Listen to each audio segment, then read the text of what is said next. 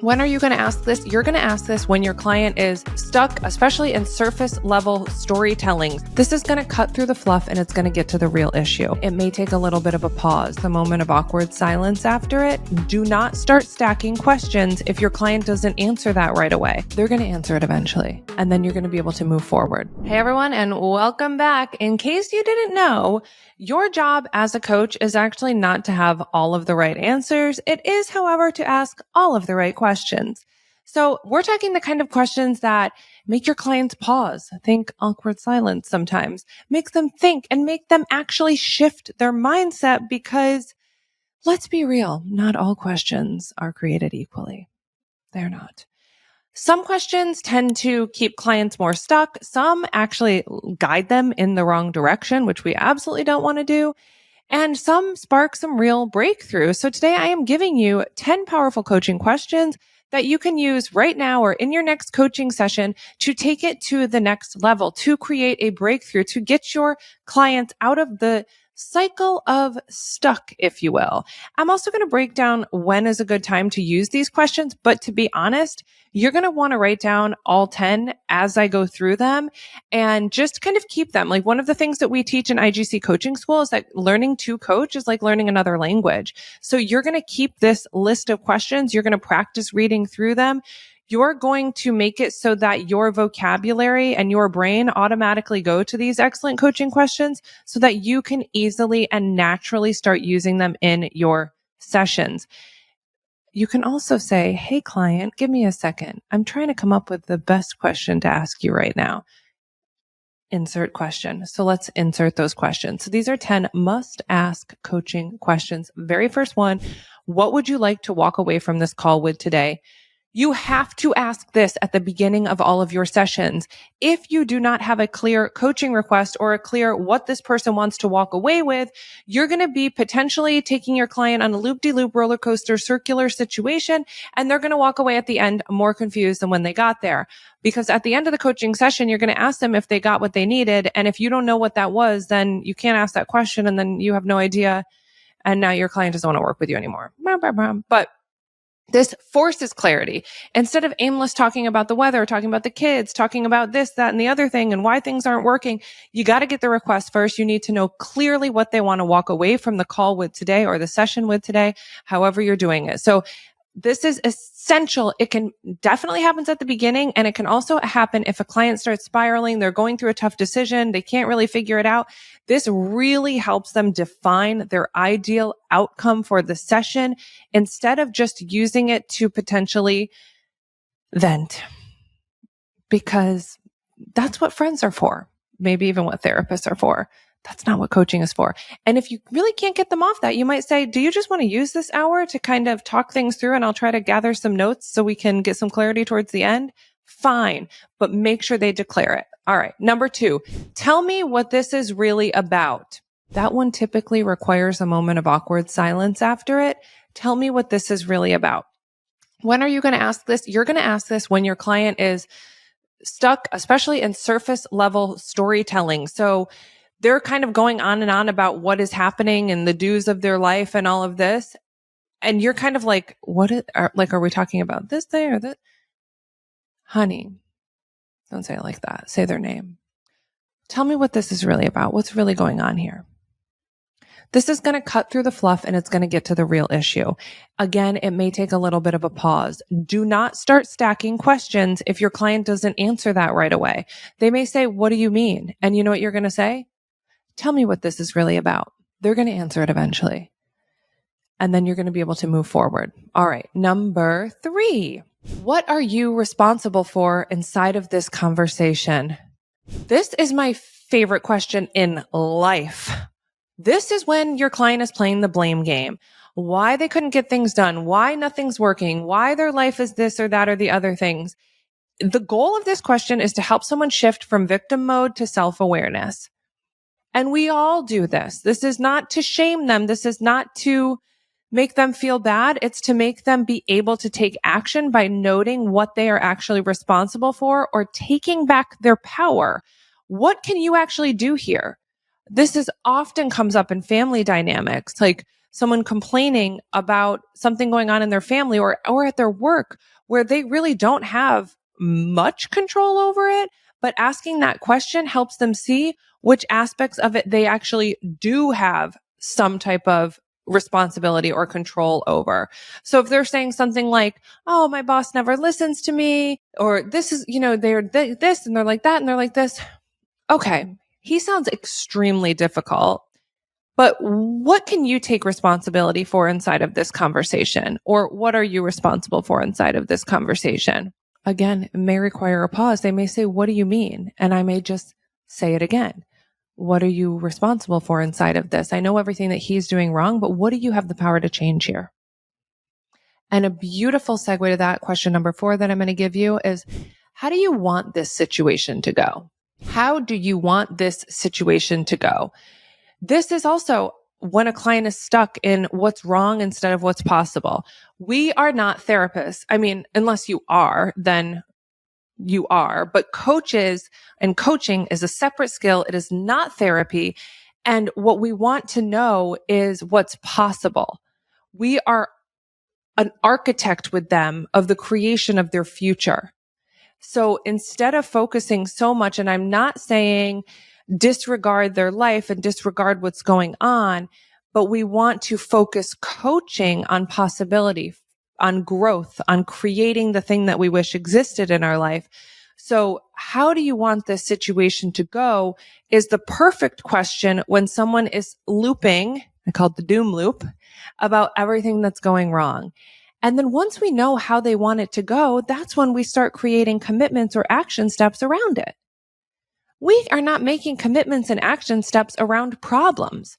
We are making them around possibility. So if your client is complaining about stress and the kids and and starts suddenly unable to see, we need to pause them. We need to take them out of this and we need to say, how do you want this to go, honey? Let's start with the ideal vision. That is my job as your coach, to be helping you co-create your life, your career, your relationship from a place of possibility. And I need you to get on board with me and knowing that that's possible. So paint the picture for me. And let's start there. I can promise you that's going to be an instant shift in the conversation. Use that one. The next one, going a little in a different direction here. The question is, what if you did know? Because there are going to be some people that are so stuck in the doom loop and so stuck in the cycle of chaos and what's wrong. We've all been there. Hello, welcome to the human experience. And they're going to say, well, I don't know. And I want to say, what are you paying me for? But I'm not going to say that. I'm going to say, well, what if you did know? And a real stubborn one like myself would say, I just told you I don't know. And what am I going to say again? Well, what if you did know? What do you know so far? And we're going to keep putting that back on the client because we know, and ethically, we must trust that our clients are the highest and best, are the all-knowing of their life. So use that question, use it especially when a client says, I don't know, and stand for them to come up with what they do. This one is difficult. It's difficult to stick to. It's difficult to not start stacking a bunch of questions one on top of the other to kind of make it sting less, but it's not about stinging or being too tough on your client. It's about making progress. And that does require you to not be in the friend zone, but be in the coach zone. And the coach is asking high gradient, direct questions. All right. Number 6, what are you willing to commit to in service of a breakthrough? What are you willing to commit to in service of a breakthrough? This is when a client has figured out some of what they want, but they know that the vision without action isn't anything. So they're aware, they know what they want, but they are realizing that parts of their life as they currently are not set up for where they are going. So you are going to ask them, well, what are you willing to commit to in service of this breakthrough, in service of this vision coming to life? And then you're going to start. This is where you're going to get your actions from the session. Here's what I'm holding you accountable to this week. Here's what you're saying you're going to do. Okay. This is that awareness to accountability, the question that bridges that, the realization of what they want and the commitment to making those actual changes. So what are you willing to commit to in service of a breakthrough? Do you see how this is like another language? These questions to me are so beautiful. Okay, number 7, where else is this breakdown showing up in your life? Ooh, everyone hates the saying, how we do one thing is how we do everything, but it's kind of true in a lot of things. This is when the same issue keeps coming up. It maybe looks a little bit different in different contexts, but it's the same thing. Think of, in IGC, we teach a lesson called context and stories. So these are those stories and lenses through which we see the world again and again and again. And one of mine used to be, I'm recovering from this one, is I don't have time. I don't have time for that. I don't have time for that. Like, we all have the same amount of the hours in the day. And I am not downplaying the struggles that we go through. Trust me, I'm a single mom with no help. I know we don't have time often, but that is not a helpful lens for me to see the world. It is not helpful for me to just default to this way of thinking all of the time. And where else is that breakdown showing up? Business, personal relationships, income, health, wellness, cooking, clean. It could show up everywhere. So this question is meant to magnify the problem that this breakdown is causing in someone's life, because when you can really shift that context or that breakdown into something new, that is going to trickle into all those different areas of your life. So if you stopped associating with or feeling into this, I don't have time, I'm just using my own context, what becomes possible in your life? I think I just told you the next one without meaning to, but where else is this breakdown showing up in your life is a beautiful question to ask when your client is running into the same issue, either within one session or on and on and on over the course of your relationship. It reveals patterns. It helps them connect the dots, and it helps them to see how important it is to finally change this once and for all. And that is your job as a coach, to create long-lasting transformation with your clients, and they must be able to make these connections. And it's less about you saying, I think you said the same thing last week, not helpful, and having them self-identify and come to that moment of awareness. Number eight is a good one. If you've gone on a little rant, don't do too many rants, because we're not talking too much of the time when we're coaching. We're asking questions and listening. But your job also as a coach is to reflect something. So for example, my coach years ago probably reflected to me something like, I'm constantly hearing this, I don't have time thing. And, I'm hearing it in this area, in this area, in this area. And maybe I'm like, oh my God. So I may say, this is question number 8. What are you hearing and what I'm sharing with you? So this is perfect when you've just dropped a truth bomb per se, or you've just given them some type of higher gradient reflection into how they're being. And now you need to check in on what they're getting from that. You cannot always expect a positive response here. It depends on how finicky your client is. I'm a finicky client, so I know this side of the coin. But sometimes higher level reflections, aka excellent coaching, is hard to receive, because we're forced to face something that maybe no one else in our life has called us out for before.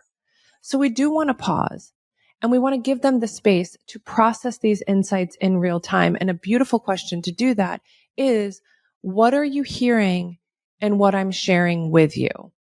And just to go back on this one too, we do often want to ask, not always, but often, and depends on how much relationship and trust we've built with our client. But if you do have a higher gradient or a more intense reflection to share with your clients, you may say first, I'd love to share a reflection with you. Are you open to receiving that? And now they might say, I'm scared, but okay. And then you're going to give them that feedback or that reflection from what you're seeing or the patterns you've been recognizing. And then you're going to ask them after how they feel about that or what they heard and what you shared. All right. So instead of nodding along, instead of saying totally, I hear you, you're going to want to sometimes break that up and give them a reflection. And from a coach who's been coaching for decades and has thousands of hours, you don't want your clients to be stuck in those rambles. You want to interrupt some of those repeating doom loop type thoughts, especially offer them a reflection and then get their feedback so you can move forward. All right, let's move on. Number 9. Absolutely put this one in every single session. no matter how great or breakdowny or breakthroughy it may be. What can I acknowledge you for today? Oh, people like to get uncomfortable with this one. But what can I acknowledge you for today? This is beautiful towards the end of a session, especially in a session that has been not just full of wins and accomplishments and excitement, but ones that maybe the greatest accomplishment was that they recognized a pattern that had been stopping them. Maybe the greatest accomplishment was that they actually made time for themselves to get on the call. It is better for your client to declare those things, though. You can always acknowledge your client whenever you want. But there is something even more powerful about asking your client what they would like to be acknowledged for and then acknowledging them. So you may say, what can I acknowledge you for today? And they say, honestly, I just am proud of myself for making the time to get on this call and recommitting to my goals and my action steps. And I feel really good about the week to come. And I would say, I would love to acknowledge you for showing up for yourself and making the time for this call, recommitting to your actions. And I am also sharing in that excitement with you for the week to come. You see how that? Really just using your client's language and re-putting that acknowledgement back to them. I think about it as like magnifying their highest and best. So they're declaring it, they're having that awareness, and you are magnifying it. Beautiful. And last but not least, number 10, love this one, track this one. What is your biggest breakthrough from today's session? This is meant to be asked at the very end of your call. This locks in the transformation. It has your client declare what they actually walked away with. And if they're like, oh, I'm not sure, I would go back and say, all right, at the beginning of the call, your request or what you said you wanted to walk away with was XYZ. Where are we at with that? Great. Now, what was your biggest breakthrough from today's session? Again, I'm giving that question back. It's a really, really great question for them to become aware of what transformation has occurred or what takeaways they've gotten. And it's also really great for you, especially if you are just starting out or even if you're not, but to collect that data. Like, why is my coaching valuable? I remember when I was just coaching hundreds and hundreds of hours and more career and executive coaching, I thought that my clients' greatest takeaways were like, oh, I got a promotion, or I advocated for myself in the workplace, or I improved my resume. And so often their greatest takeaways were just things that I never would have known if I hadn't been tracking them from our session. So I just feel better about my life, or I feel like for the first time in my life, I have a sense of direction, right? So some of those breakthroughs at the end can also be really great for your own assessment of your coaching abilities. And of course, to use in your marketing, because your ideal client, your person on the other end of the phone or in that session with you has just told you how much their life has changed. That is exactly what your future clients want to know is possible through working with you. So instead of leaving a session confused, which of course, if you're a trained coach will not happen because you've gone over everything with them, they are going to leave that session feeling really good and very clear about what was accomplished, as well as action steps for the next one. So that was 10 questions. You can literally use them in any single coaching session, any single niche. You can use any and all of them. I challenge you to use at least 3 of them in your next session. And if you do, please report back with which questions you found the most powerful. And we will see you next time for another episode of 6 Figure Certified, the podcast and channel where coaching dreams become your life. See you next time.